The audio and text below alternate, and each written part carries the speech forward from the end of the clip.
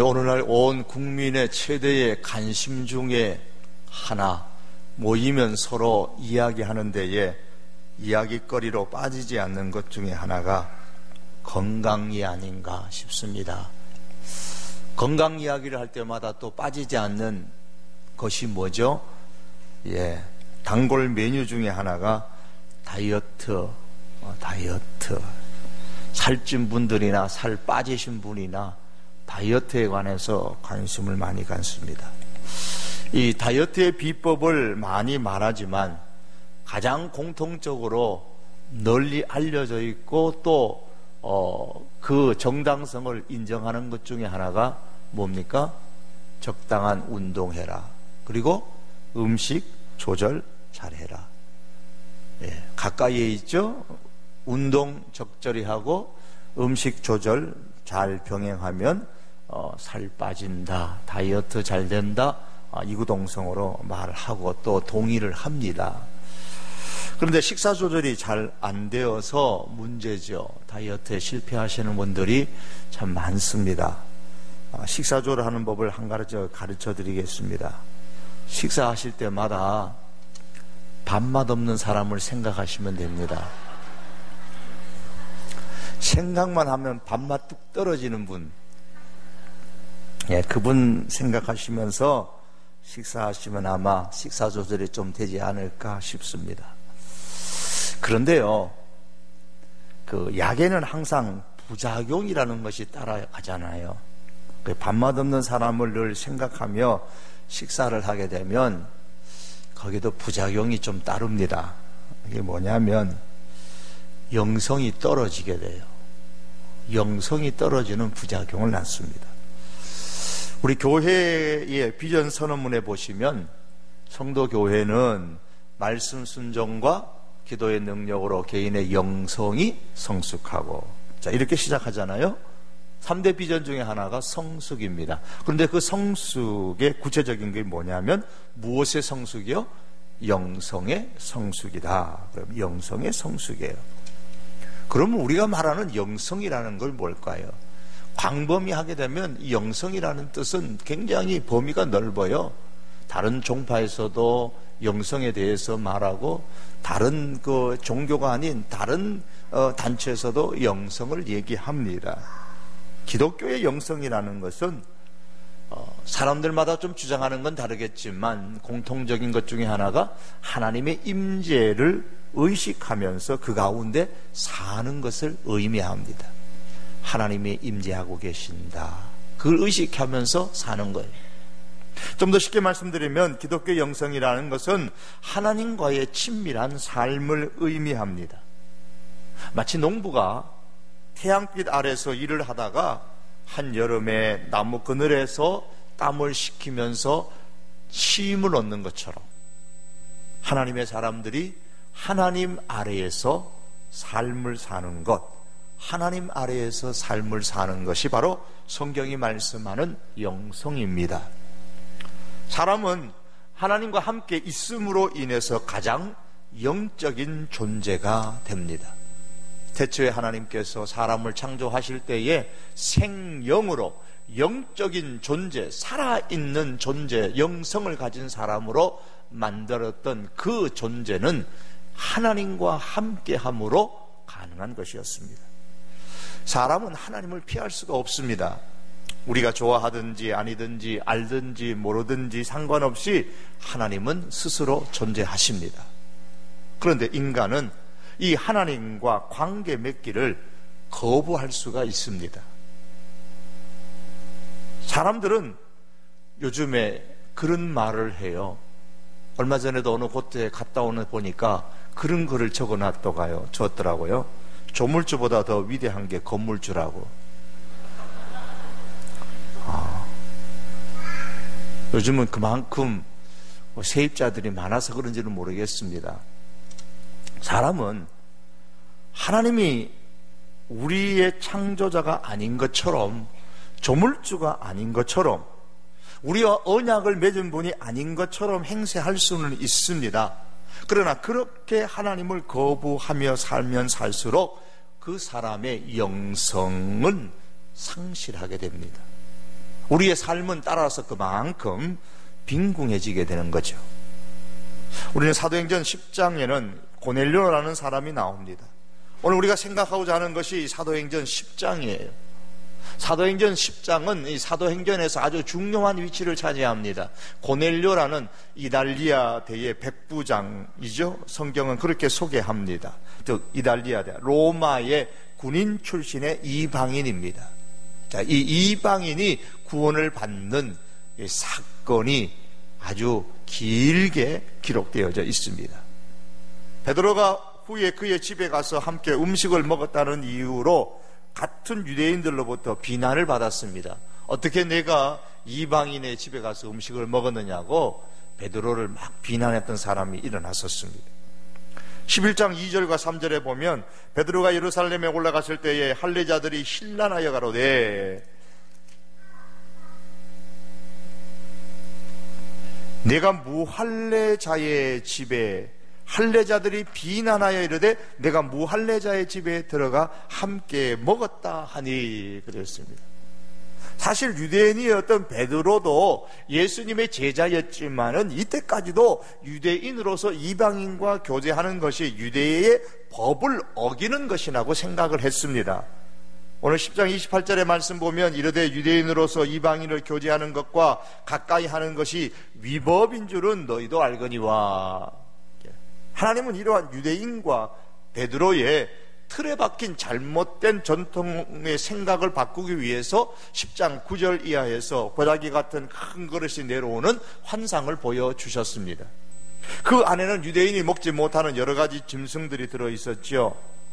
얼마나 이방인에 대한 유대인의 생각이 잘못되었던지 그냥 말로 해서는 안 될 것 같으니까 하나님께서 환상을 통해서 베드로의 생각을 완전히 바꾸기를 원하셨습니다.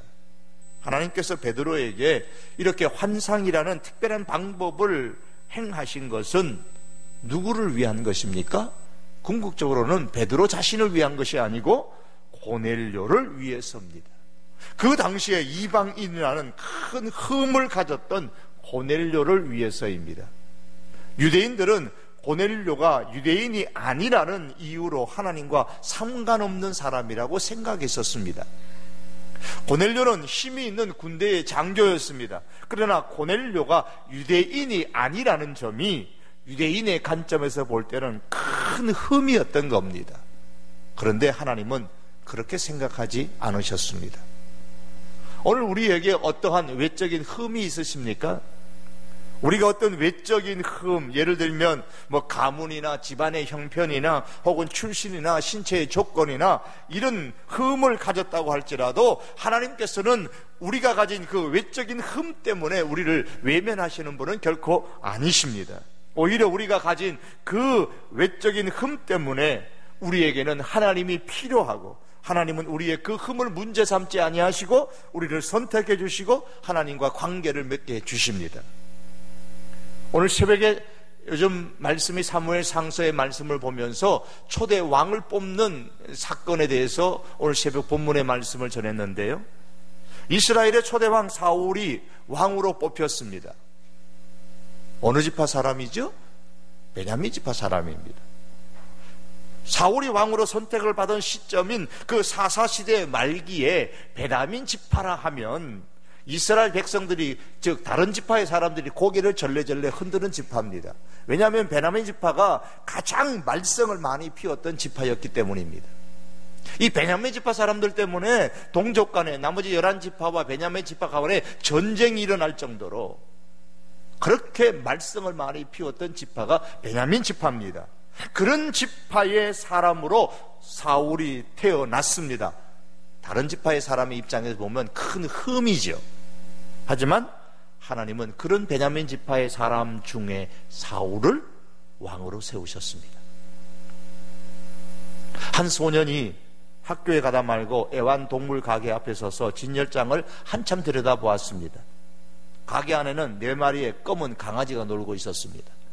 수업을 마치고 밥이 집으로 돌아간 그 소년이 강아지들 중에서 한 마리를 사달라고 엄마한테 떼를 썼습니다. 엄마, 내가 잘 돌볼게요. 정말이에요. 용돈을 미리 주시면 제가 그동안 모은 돈하고 합쳐서 강아지 한 마리 정도는 살 수 있어요. 엄마 그렇게 해주세요. 하고 사정을 했어요. 그 어머니는 어린 강아지를 집에 들이는 일이 얼마나 복잡하고 성가신 일인지 잘 알고 있었습니다. 하지만 자꾸 아들이 끝까지 청을 하니까 거절할 수가 없었습니다. 단 조건을 걸었습니다. 좋다. 강아지를 사주긴 하겠지만은 돌보는 일은 내가 해야 된다. 알았지? 예, 제가 엄마 잘할 수 있어요. 그래서 신이 난 이 소년이 돈을 받아서 가게로 갔습니다. 소년에게 충분한 돈이 있다는 것을 확인한 그 강아지 파는 그 가게의 주인이 강아지를 한번 골라보라 그랬어요. 그러니까 몇 분 후에 이 소년이 강아지를 한번 골랐습니다. 저 구석에 있는 저 작은 검은 강아지 한 마리 주세요. 그러니까 이 주인이 하는 말이 그건 안 돼. 왜요? 저 강아지는 다리를 절어. 그래서 그냥 저렇게 가만히 앉아 있단다. 다른 한쪽에 문제가 있어가지고 다리 한쪽에 문제가 있어서 달리지도 못하고 다른 강아지처럼 잘 놀지도 못해. 아마 너 저 강아지 가져가면 곧 실증 나고 싫어할 거야. 네, 다른 강아지를 골라라. 아주 친절하게 주인이 설명을 해줬어요. 소녀는 아무 말 없이 몸을 굽혀가지고 자기 바지를 이렇게 뜩 걸어 올렸습니다. 그러면서 크롬으로 된 자신의 다리 지지대를 가게 주인에게 보여주었습니다. 그리고 아주 단호하게 이야기합니다. 저 구석에 있는 강아지 주세요.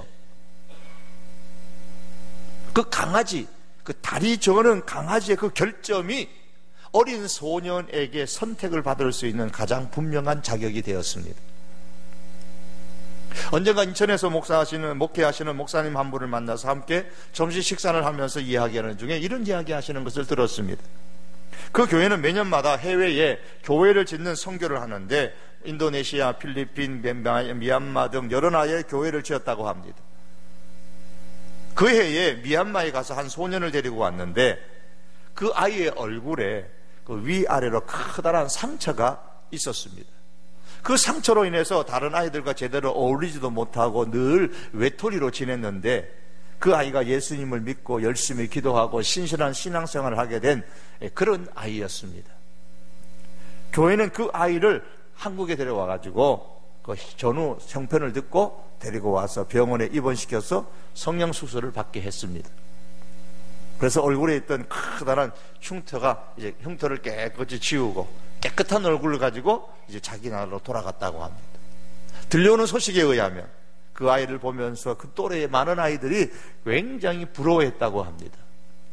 얼굴의 흉터가 그 아이에게 가장 큰 흠이었는데 그 얼굴의 흉터로 인해서 그 아이가 그 한국 교회의 한 교회의 선택을 받는 자격을 부여받게 됐습니다. 사랑하는 성도 여러분, 기독교는 은혜의 종교입니다. 왜 은혜의 종교입니까? 부족함에도 불구하고 흠이 있음에도 불구하고 구원의 은혜를 베풀어 주시고 일꾼으로 부르는 은혜를 주시고 눈동자같이 살펴주시는 은혜를 우리 하나님께서 우리에게 베풀어 주시기 때문입니다. 우리에게 어떤 외적인 흠이 있다고 해서 하나님께서 우리를 결코 외면하지 아니하십니다. 그러므로 여러분, 집안이나 능력의 부족이나 혹은 출신이나 신체의 조건 등과 같은 우리의 힘으로 해결할 수 없는 어떤 흠들이 있다고 해서 하나님으로부터 도망가거나 신앙생활을 멀리하지 마시기를 바랍니다. 오히려 그 흠으로 인해서 하나님의 사랑을 더 많이 받고 하나님의 음성을 더 많이 깨닫게 되는 기회가 될 수 있기를 바랍니다. 그 흠으로 인해서 더 하나님 앞에 겸손하게 나가고 더 하나님과 친밀한 관계를 맺는 그런 계기로 삼을 수 있기를 바랍니다. 그 흠으로 인해서 오히려 내 자신을 허물고 거기에 하나님을 굳게 세우는 삶을 추구할 수 있기를 바랍니다. 사랑하는 성도 여러분, 영성이라는 것은 이론이 아니고 삶입니다. 저는 사도행전 20장에 기록된 고넬료의 삶의 모습에서 5가지의 영성을 보았습니다. 이미 제가 2013년도 3월인가요? 기도 불금할 때에 이 고넬료의 영성에 대해서 한 가지 조목조목 다 말씀을 드렸습니다. 이 시간 종합적으로 간략하게 다시 한번 말씀드리려고 합니다. 하나님의 선택을 받았던 그 이방인이라는 그 당대에 유대인의 입장에서 하나님의 부르심을 받는 데에 가장 큰 결점이었던 흠이었던 이방인 로마의 군인이었던 이 고넬료가 하나님의 부름을 받고 하나님의 은혜를 받고 그가 소유했던 영성이 이 10장 전체에 소개되어져 있습니다. 먼저 이 고넬료는 온 가족과 더불어 하나님을 경외하는 영성을 소유했던 사람입니다.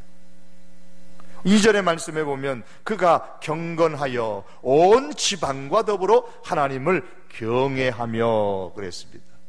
가정을 하나님을 경외하는 신앙으로 양육하는 그런 힘쓰는 사람이었습니다. 여러분은 오늘날 우리가 온 가족들을 하나님을 경외하는 사람으로 만든다는 것, 그거 쉬운 일이 아님을 잘 압니다. 그러나 이방인이었음에도 불구하고 이 고넬료는 자기의 가족을 신앙으로 하나님을 경외하는 가족들로 집안을 만들어 갔습니다. 두 번째, 그의 영성은 백성을 많이 구제하는 영성을 가졌습니다. 역시 2절의 말씀에 보시면은 그 하반절의 말씀에 백성을 많이 구제하고, 구제하는 것은 하나님께서 기뻐 받으시는 예배의 한 모습입니다. 구약의 이스라엘 백성이 제단에 제물을 올려놓고 불을 태우면은 그 마지막에 보면 향기가 하나님께 향기로운 기름이 되었다, 이렇게 표현을 합니다. 하나님께서 받으시기에 향기로웠다 그럽니다. 오늘날 우리가 구제할 때에 하나님은 구제의 향기를 받으십니다. 빌립보서 4장 18절에 보면 에바브로디도 편에 너희의 준 것을 받음으로 내가 풍족하니 이는 받으실 만한 향기로운 제물이요 하나님을 기쁘시게 한 것이라. 이 빌립보 교회가 사도 바울의 이 복음을 증거하는 이 선교에 같이 협력했을 때에 그 협력이 하나님께서 받으실 만한 향기로운 제물이었고 하나님께서 기뻐하시는 제물이었다고 표현합니다. 히브리서 13장 16절에 보면 오직 선을 행함과 서로 나눠주기를 잊지 말라. 이 같은 제사는 하나님이 기뻐하시느니라. 선을 행하고 나눠주는 것을 일컬어서 이 구제를 일컬어 제사라 그렇게 표현하면서 하나님이 기뻐하시는 제사라고 했습니다. 물질로 목회를 도우며 물질로 선교를 도우며 물질로 복음 전파를 도울 때에 주님의 이름으로 물질로 구제할 때에 그 물질은 하나님께서 기쁘시게 받으시는 향기로운 제물이 됩니다. 사도행전 10장 4절에 고넬료의 구제가 하나님께 상달되어졌습니다. 고넬료가 이르되 주목하여 보고 두려워 이르되 주여 무슨 일이니까? 천사가 이르되 내 기도와 구제가 하나님 앞에 상달되어 기억하신 바가 되었으니. 우리가 교독했던 31절 말씀에도 하나님이 내 기도를 들으시고 내 구제를 기억하셨으니 그랬습니다. 이웃을 구제하는 영성, 이것이 우리가 고넬료를 통해서 오늘 본문을 통해서 우리가 기억해야 되고 소유하기를 사모하고 힘써야 되는 영성입니다. 구제하는 영성입니다. 내 이웃을 구제하라. 구제하는 영성이에요. 세 번째 고넬료의 영성은 규칙적으로 기도하는 영성입니다. 2절 하반절의 말씀에 3절 상반절에 보시면 그가 기도를 했고 3절에는 하루는 제9시쯤 되어 환상 중에 밝히 보매. 고넬료의 기도 시간입니다.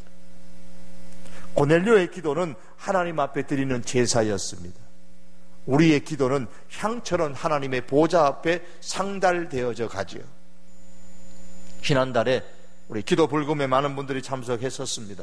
5월에 112 기도 릴레이에 126명이 참석하셔서 기도하셨습니다. 감사한 일입니다. 수고하고 기도하는 일에 애쓰셔서 참 감사합니다. 그런데 제 목표는 126명에서 조금 더 넘어서서 153명입니다. 왜 153명이라고 했습니까? 월요일 0시부터 주일 오전 9시까지가 153시간이기 때문입니다. 153시간.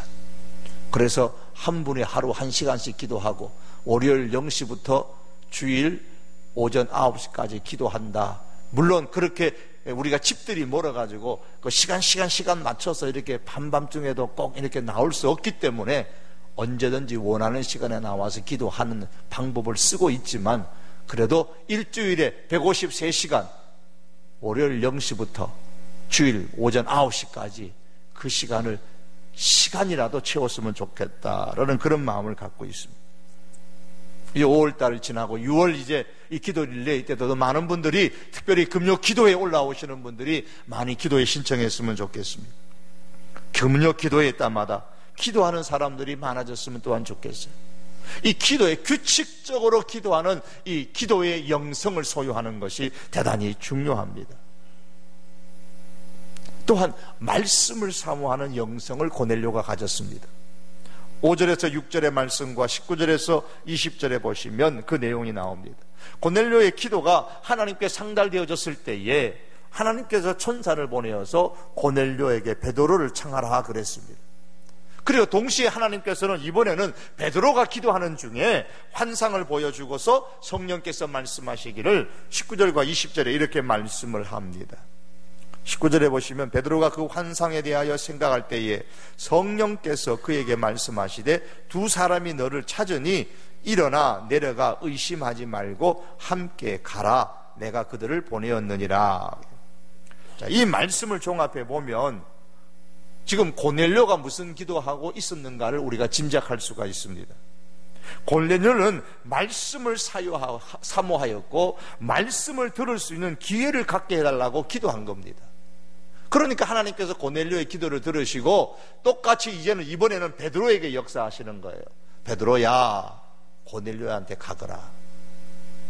이방인이니까 베드로가 안 갈 것 같으니까 하나님께서 환상을 통해 가지고 그 유대인이 못 먹는 짐승들을 보여주면서까지 먹으라고 하시면서 베드로의 마음을 바꾸어서 말씀을 사모하면서 말씀 듣기를 위해 기도하는 이 고넬료의 기도를 들으시고 하나님께서 베드로를 보내시는 겁니다.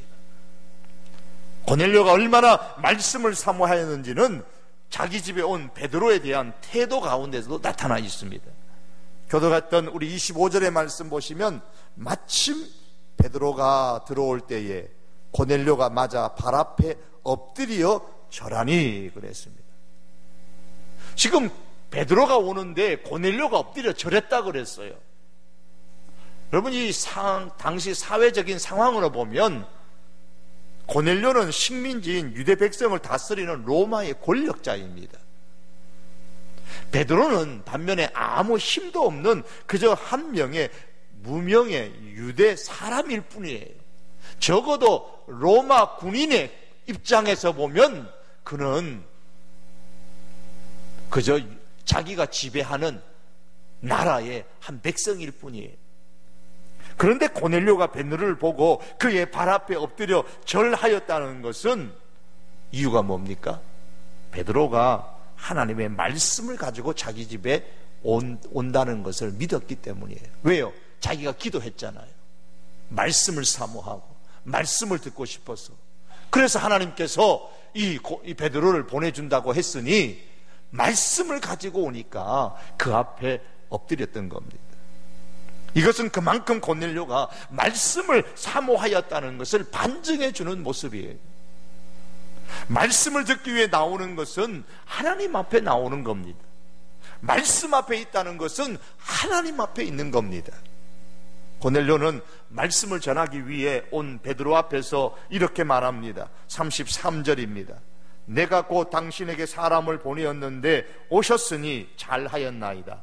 이제 우리는 주께서 당신에게 명하신 모든 것을 듣고자 하여 다 하나님 앞에 있나이다. 하나님 앞에 있다 그랬어요. 고넬료는 지금 누구 앞에 있는 거예요? 베드로 앞에 있는 거예요. 그런데 내가 베드로 당신 앞에 있다고 말하지 아니하고 하나님 앞에 있다 그랬습니다. 그러나 여러분, 그만큼 고넬료가 말씀을 사모하는 영성을 가진 사람이에요. 이 말씀을 사모하는 그 영성이 그의 삶의 모습 속에서 다 드러난 거예요. 여러분, 우리가 이 고넬료의 영성처럼 말씀을 사모하는 영성을 가지십시다. 말씀을 간절히 사모하며 말씀 앞에 나오는 그런 영성이 성숙하기를 원합니다. 사도행전에 보시면 성령의 충만을 받는 비결이 세 가지가 나오는데, 하나는 기도를 통하여서, 하나는 안수를 통하여서, 하나는 말씀을 사모하는 것을 통하여서 성령 충만 받았던 사건들이 사도행전에 기록됩니다. 오늘 44절의 말씀에도 보면 성령이 말씀 듣는 모든 사람에게 내려오셨다 그러셨습니다. 말씀을 사모하고 말씀을 우리가 부지런히 듣는 우리들이 됨으로 통해서 성령의 충만함을 덧입을 수 있는 우리 주님의 사람들이 될 수 있기를 원합니다. 고넬료의 마지막 5번째 영성은 일가와 친구를 주님께로 인도하는 전도의 영성을 소유했습니다. 말씀을 사모하는 사람에게 나타나는 현상 가운데 하나는 말씀을 혼자 듣는 것을 참 안타까워합니다. 그래서 어떻게 하든지 한 사람이라도 더 같이 데리고 와서 말씀을 함께 들으려고 애를 씁니다. 고넬료의 모습이 그러했습니다. 하나님께서 자신의 기도를 들어주고 베드로를 초청하게 한다고 하니까 어떻게 합니까? 24절에 보면 이렇게 말씀하죠. 이튿날 가이사랴에 들어가니 고넬료가 그의 친척과 가까운 친구들을 모아 기다리더니 그랬습니다. 베드로를 초대해 오라고 사람을 보내놓고서 하나님께 응답해 주셨으니까 틀림없이 베드로가 올 것을 믿었더니 고넬료는 베드로가 오기 전에 자기 친척들과 가까운 친구들을 다 모아가지고 자기 집에서 기다리고 있었던 겁니다. 말씀을 듣기 위해 교회로 올 때에 할 수만 있다면 힘써서 함께 말씀을 들을 수 있는 사람들과 같이 말씀을 듣는 자리에 오는 이 영성, 바로 이 전도의 영성입니다. 이 영성이 우리들에게 있기를 원합니다. 사실 우리 교회에 여러분들이 참 복음 전도하는데 많이 애쓰십니다. 여러분 이분들이 전도하는 모습 결과들을 보고 전도 보고들을 카톡을 통해서 저도 매일 봅니다. 다 보시는 분들 많이 계실 거예요. 오늘 일자 전도 보고를 제가 한번 읽어드릴게요. 이런 내용입니다. 누가 전도한 거는 제가 생략하고 37, 39, 66, 53, 57, 15, 32, 12, 23, 14, 59호 호의적 36호 남편부 교회 찾고 계심 보내주신다 약속 17, 77, 42호 신앙 회복을 원하심 42호 수요예배 참석하시겠다고 하심 다음 주에 모시러 가기로 함. 이 호수만 봐도 얼마나 많은 이 남대문의 상가를 나가서 전도했어요? 남대문 종합상가 C동 전도 보고 자주 가니 얼굴이 익혀서 자연스레 물티슈와 전도지 돌리며 전도했습니다. 한 상인이 자신이 섬기는 교회도 이렇게 전도했으면 좋겠다고 성도교회를 부도하셨습니다. 섬기던 교회에서 시험 들어 교회를 다니지 않던 숙련복 아주머니와 깊이 있게 나누었습니다. 그 아주머니가 교회를 떠난 시간이 오래된 분이라고 하셨는데 우리 교회에 관심이 많아 계속 전도하려고 합니다. 이상입니다. 가로치고 미소 이렇게 적어놨습니다. 세 번째 전도 보고입니다. 청자상가 사장님들께서 받는 것에 심하게 부담스러워 하셨습니다. 교회를 이미 다니시고 계신 분들은 이 상가에서 전도는 어렵다고 부정적인 이야기도 하셨어요. 하지만 전도에 대해 무감동, 무반응이 아닌 수고와 섬김에 대한 미안함이 크기에 말씀하신다고 생각합니다. 변함없는 섬김과 지혜가 필요할 것 같습니다. 그렇게 무반응이어도 이 상가는 전도하기 힘들다 그래도 계속 가서 전도하시는 겁니다. 장안 엑서사리 상가는 엄청 바쁜 중이지만 조금씩 눈도 마주치며 반응하시는 분들이 좀 생겼습니다. 이렇게 우리 교회 성도들이 열심히 전도하십니다. 우리가 모르게, 여러분이 알게 모르게 이렇게 열심히 전도하세요. 수요일도 나오시고 금요일도 나오시고 토요일도 나오시고 전도하세요. 전도하는 숫자가 조금 생각만큼 많지 않아서 소수의 사람들이 열심히 전도합니다만 이 전도하는 대열에 이 고넬료와 같은 전도의 영성, 열심히 복음을 증거하는 이 전도의 영성이 좀 더 많은 분들에게 퍼져서 우리 교회가 전도하는 영성의 소유자들이 될 수 있기를 바랍니다. 5월 15일 다음 주 5일에 VIP 위한 뮤지컬 공연이 있고요. 5월 21일에는 또 VIP를 초대하는 파티도 있고 5월 29일에는 VIP를 교회 예배로 초청하는 행복나눔 축제가 있습니다. 이와 같은 1년의 VIP를 위한 행사에 힘써서 VIP들을 전도하고 말씀을 듣는 자리에 그들을 함께 데려오는 일가와 가까운 친구들, 주변의 사람들을 고넬료가 데리고 와서 말씀의 자리에 앉히는 것처럼 우리가 그와 같은 전도의 영성을 소유할 수 있기를 바랍니다. 무엇이 하나님께서 기뻐하시는 향기로운 제사라고 했습니까? 구제가 하나님께서 받으시는 향기로운 제사라고 했죠. 기도가 하나님이 받으시는 향기로운 제사라고 했습니다. 또한 신약에 보면 이 전도가요, 하나님께서 받으시는 향기로운 제사입니다. 로마서 15장 16절의 말씀에 이렇게 기록합니다.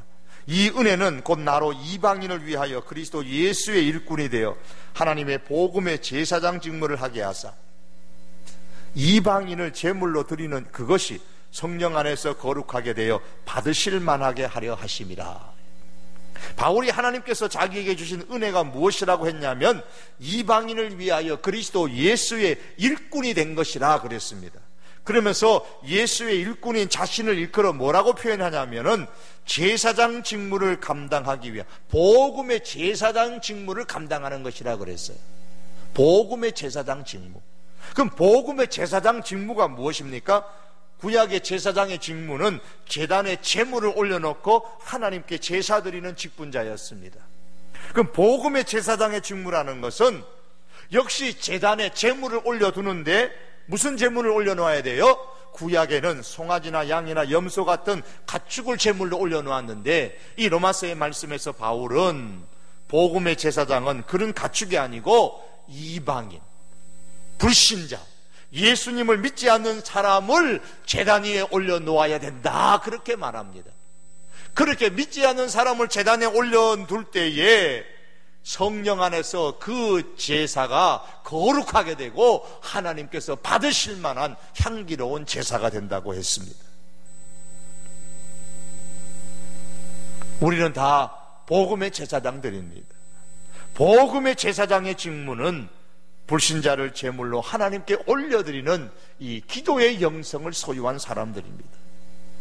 사랑하는 성도 여러분, 말씀을 맺기를 원합니다. 영성은 삶입니다. 우리 기독교의 영성은 하나님과의 친밀한 관계를 맺으며 하나님 아래에서 살아가는 삶입니다. 특별히 이 영성은 구호를 외치거나 이론으로 말하는 것이 아닙니다. 오늘 고넬료의 영성은 그의 삶을 우리에게 보여주고 있습니다. 고넬료는 5가지 영성을 소유했던 사람인 것을 이 사도행전 10장이 우리에게 소개해주고 있습니다. 온 가족을 하나님을 경외하는 그런 가정으로 만드는 데에 힘썼던 영성을 소유했던 사람입니다. 이 고넬료는 규칙적으로 하나님 앞에 기도하는 영성을 가졌던 사람입니다. 이 고넬료는 그의 이웃을, 백성들을 구제하는 영성을 가졌던 사람입니다. 이 고넬료는 하나님의 말씀을 사모하는 영성을 가졌던 사람입니다. 이 고넬료는 일가와 친척들, 가까운 친구들을 하나님 앞으로 인도하는 말씀의 자리에 앉게 하는 전도의 영성을 소유했던 영성의 사람, 삶을 가졌던 고넬료의 모습입니다. 우리가 오늘 이 고넬 영성을 우리가 다시 한 번 더 묵상하면서 우리의 삶 속에서 우리 성경이 말씀하는, 특별히 오늘 고넬료의 영성을 소유하고 살아가는 저와 여러분의 신앙의 삶이 될 수 있기를 주님의 이름으로 축복합니다. 기도하시겠습니다.